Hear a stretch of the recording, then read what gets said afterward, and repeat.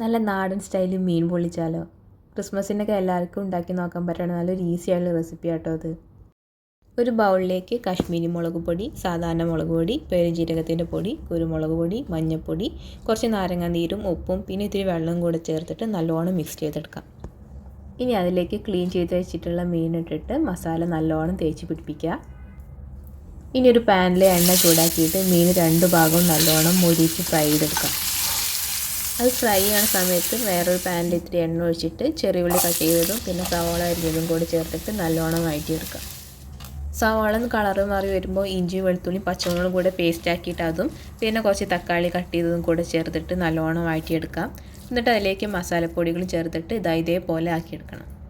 ഇനി വാട്ടിയ വാഴയിലയിൽ മസാല നല്ലോണം സ്പ്രെഡ് ചെയ്തിട്ട് അതിൽ മീൻ വെച്ചിട്ട് മസാല കൊണ്ട് നല്ലോണം കവർ ചെയ്തെടുക്കുക. എന്നിട്ട് അതിൻ്റെ മേലെ കട്ട് ചെയ്തിട്ടുള്ള സവോളയും പിന്നെ വേപ്പിൻ്റെലയും കൂടെ വെച്ചിട്ട് നല്ലോണം പൊതിഞ്ഞ് വെക്കുക. ഇനി ഒരു പാനിൽ എണ്ണ ഒഴിച്ചിട്ട് ഈ മീൻ അതിൽ വെച്ചിട്ട് രണ്ട് ഭാഗവും 7 മിനിറ്റ് വീതം നല്ലോണം മുരിച്ചെടുക്കുക. ഇത്രയേ ഉള്ളൂ പണി. അപ്പോൾ നമ്മുടെ മീൻ പൊള്ളിച്ചത് റെഡിയായി. റെസിപ്പി ഇഷ്ടമായെങ്കിൽ സബ്സ്ക്രൈബ് ചെയ്യൂ കേട്ടോ.